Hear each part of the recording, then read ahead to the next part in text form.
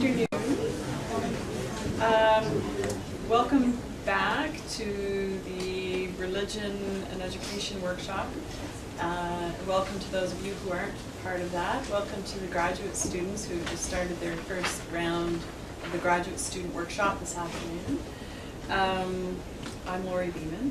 For those of you who aren't part of any of those things and don't have a clue who I am, this lecture is part of a workshop that we're running here at the University of Ottawa today, tomorrow, and Wednesday. And the title of that workshop is called Whose Religion? Education About Religion in Public Schools. And it's a Social Sciences and Humanities Research Council funded workshop. And one of the things we like to do when we hold these workshops is always have a public session. And we like to have a public session because we like people to know what it is we're up to. So today you get to see a little bit of what's happening in that workshop, and some of the issues, not all, but some of the issues we're talking about will be talked about by our keynote speaker, Adam Dinham. So I would just introduce briefly Adam. I tried to cover the bare essentials, but there's lots that we could tell you about Adam, but we'll stick to the basics, Adam. He's the director of the Faiths and Civil Society Unit at Goldsmiths, University of London. He's a professor of faith and public policy, and he's currently program director for the government Religious Literacy Leadership in Higher Education program, and he's going to talk a little bit more about that in his talk, so I won't say anything more. His most recent publication is Faith and Social Capital After the Debt Crisis, Palgrave 2012. And the title of his talk today, which will be about 50 minutes, will take about 20 minutes, half hour of questions, and then, as always at our public lectures, we like to have a little reception after, so we do invite you to stay on for that as well. Title of his talk is Religious Literacy Recovered, Talking Well About Religion After a Century of Secularism. Welcome, Adam. Thank you. Well, thank you very much, Laurie, and thanks for the invitation to speak today. Thank you to the Religion and Diversity Project and to the University of Ottawa. Much appreciate it. I've been dying to speak for the last hour, but because religious literacy has come up again and again in the workshop that I've attended for the previous session to now. But I kept my mouth shut because I knew I'd have a whole 50 minutes now, so I'm going to sock it to you on this front now. I was brought up to believe that it was impolite to talk about religion or politics. Is that familiar to you? Yeah? So obviously I'm going to breach that etiquette now by doing both. That childhood rule, not talking about religion and politics, especially at dinner parties, the food is covered, so not now, is, I think, indicative of something which characterises our thinking about religion. That it's controversial, that it's difficult somehow, and it can only lead to rows. And I don't want any rows, the booze is covered, and that's why. So I want to challenge that idea of religion today, and to suggest some ways in which I think we can, and for that matter should, move religion away from this anxiety and tension, and look at it instead as something far too pervasive, far too interesting, and far too nuanced, simply to write off as too risky to talk about. And I like what David Ford says about this. He's Regius Professor in Divinity at Cambridge, and he says money, sex and relationships can be difficult, but we don't stop talking about money, sex and relationships, so why should we do so about religion?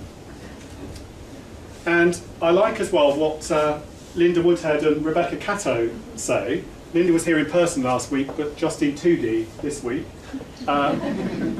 In their book Religion and Change in Modern Britain, they say this, they say it's a characteristic assumption of the post-war period that religion has become a purely private matter with no public or political significance. So long as this idea prevailed both in scholarship and in society, it's possible to treat religions as discrete entities which could be analysed solely in terms of their inner logics. And they go on to say that religion isn't an aside to life, to economics, to politics, to media, the law, but it's integral to them. And I completely agree, and I'm going to talk about that. And my focus is eventually going to be on how I see the role of education in all this, as that's the theme of the workshop that this public lecture sits within. But I'm going to get there first of all by talking about welfare, so I hope you're interested in welfare too. And I need to talk about both because I think welfare and education are two spheres which have most driven modern religious change, and between them have got us to where we are now. And more than that, I think that together they've left contemporary societies right across the West with a really serious problem, and this is what I call religious illiteracy. Okay, so to get us going on this theme, I'm going to start with three stories. Okay, so the first one, I'm going to give my age away here. You'll be amazed, I look so much younger. It's 1989, I'm 15 years old, you're all doing the maths, and I was choosing my university entry subjects. They're called A-levels in the UK. And in those days it was normal to do 3, but I did 4. Not just because I'm a swot, I did it to please my parents, but not for obvious reasons. So I knew that my dad, an atheist former soldier, turned lorry driver, truck driver, and later police officer from Somerset, a rural area in the south of England, so some really good caricatures there. And my mum, a dental nurse, who was scared of blood, by the way, didn't last long, who grew up in Northern Ireland during the Troubles, would be watching very closely to make sure I chose good solid subjects.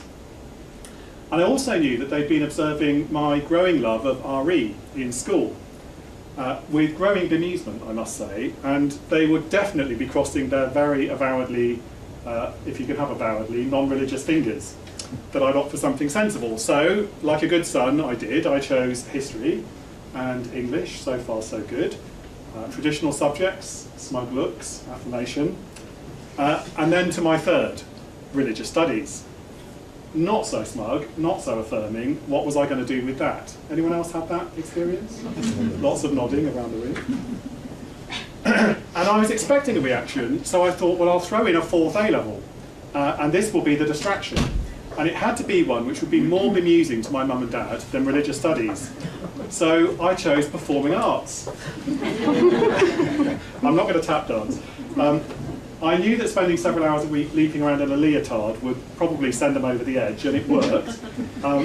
Religious studies was not the focus of my parents' ire and concern, and I was able to get quietly on with that, with performing arts as my cover. So that's my first story, and I'll come to the point of these stories in a minute.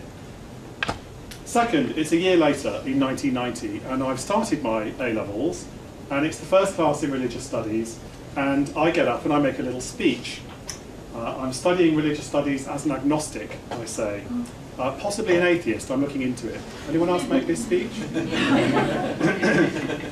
And I want the class and the teacher to know that I'm not doing this because I'm religious. Right? Is that familiar? Yeah, more nodding. It wasn't that I was ashamed of my choice, but I was certainly aware of a certain ambivalence in myself. My parents had certainly shown it too, and I'd sensed it amongst my peers in the 6th form in my school too. And I felt I needed to justify myself, and in some way to distance myself too. There was something not quite mainstream about the study of religion, and it reminded many of my peers of enforced classes earlier in their school careers, and the enforcement was a problem for them, in things like what Sikhs wear, and my personal favourite, how did Stonehenge get there? I've got a really good picture of that one. Not on here. So that's my second story. My third story, it's 1993, and I've just arrived at Cambridge to read, inevitably, theology and religious studies. And you'll note that I insulated myself against my parents asking, what are you going to do with that, by at least doing it at Cambridge, which they'd heard of. And by the way, Cambridge did refuse to take my performing arts A-level into account. And now I was faced with this funny little scene. A fellow student who was studying veterinary medicine, as it happens, heard what I was studying, and she couldn't believe it. She really couldn't. She quizzed me about this, and she was sort of punching my arm and saying, no, go on, what really? Religious studies. She simply couldn't believe that a serious university in the 1990s could possibly be teaching religion. We went on to have an informative chat about the history of the ancient universities at that stage. I don't think she believed that either. So those are my first three stories, and I tell you them because I think they illustrate an observation which I've been making all my adult life, that contemporary British people are usually in a muddle about religion and belief. They're not sure what religion is, how much of it there is, what it looks like, what it's for, or, for that matter, what to do about it.